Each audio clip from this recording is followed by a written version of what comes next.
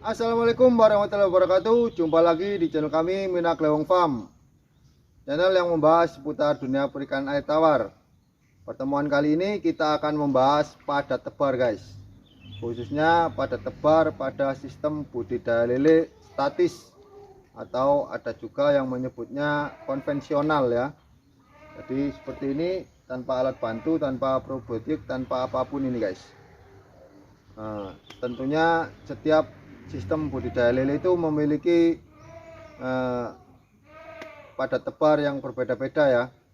Untuk sistem budidaya lele seperti ini, padat tebarnya antara 100 sampai 250 ekor per meter kubik airnya.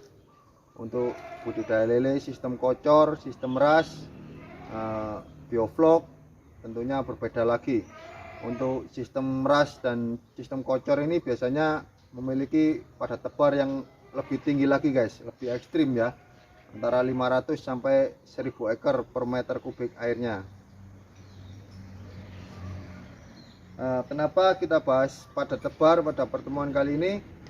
Karena padat tebar ini salah satu strategi guys, atau salah satu faktor yang mendukung untuk keberhasilan budidaya lele kita. Padat tebar ini banyak keuntungannya guys jika kita menggunakan padat tebar longgar atau padat tebar rendah seperti yang saya gunakan. Saya menggunakan padat tebar antara 100 sampai 150 ekor per meter kubik airnya. Dan kelebihannya apa saja jika kita menggunakan padat tebar yang rendah? Oke, akan saya ulas satu persatu, akan kita kupas sampai tuntas. Jangan di skip videonya, biar nggak salah paham, biar pahamnya nggak salah. Untuk yang belum subscribe, jangan lupa kasih subscribe dulu, like, bunyikan juga loncengnya, biar nanti nggak ketinggalan kalau kita upload video-video berikutnya. Karena masih banyak hal-hal yang menarik dan informatif pula tentunya yang akan kita sampaikan. Oke, kita langsung masuk ke pokok pembahasannya. Kenapa saya menggunakan padat tebar longgar? Keuntungannya apa saja sih? Nah, jadi yang pertama keuntungannya itu perawatan air lebih mudah guys. Kita juga lebih bisa hemat air. Kenapa demikian?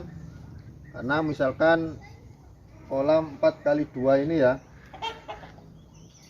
kedalaman 1 meter kita isi 1000 ekor ikan. Itu kalau kita ngasih makan 1 ember guys misalkan ya.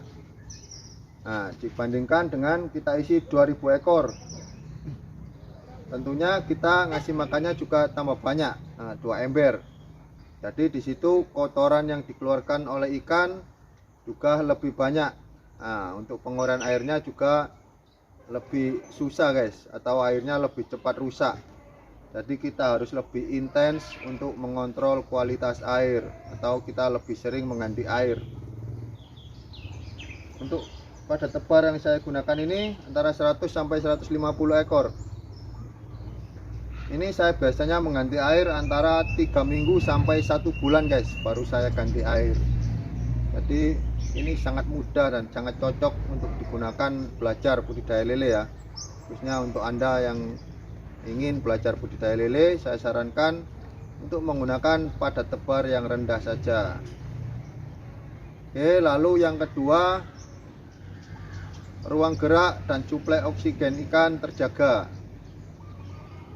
Jika ikan itu ruang geraknya cukup, suplai oksigen cukup, lalu kita beri makanan, tidak terlalu sering diganti air, ikannya juga tidak stres, maka ikannya akan lebih cepat besar guys.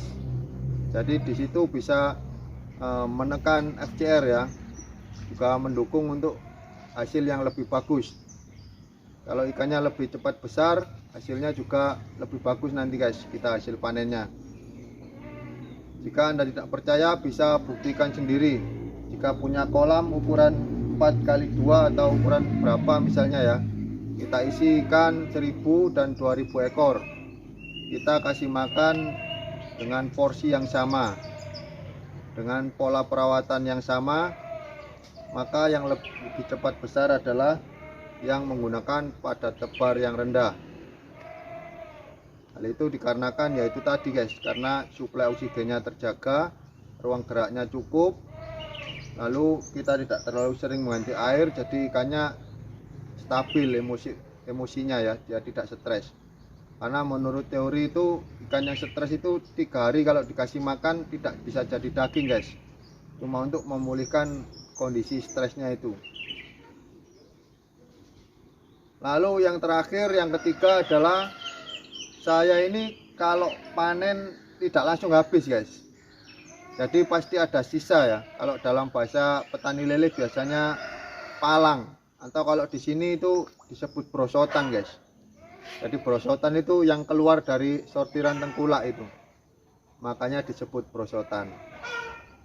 Nah, saya kalau panen itu pasti ada sisa palangnya dan lumayan banyak guys. Misalkan saya panen ikan 1 kuintal, itu sisa palangnya sekitar 30 kg, dan itu akan saya masukkan di ikan yang usianya di bawahnya guys. Saya campur di situ karena ukurannya sama, karena saya kolamnya banyak ya, jadi panennya itu estafet. Saya setiap bulan panen 1 kuintal, itu pasti ada sisanya. Nah kalau sisa itu tidak ada tempatnya guys, atau mau kita tempatkan di kolam sendiri, tentunya juga nanggung, itu makan tempat juga ya.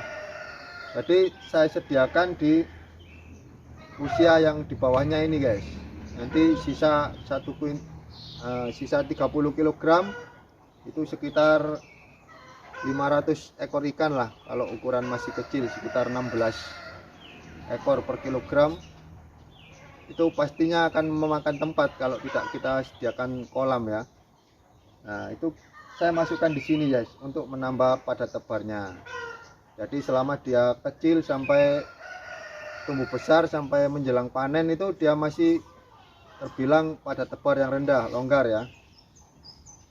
Nanti 2 minggu sebelum panen atau 1 bulan sebelum panen, dia ada kedatangan teman lagi dari sisa palang yang kita panen tadi guys.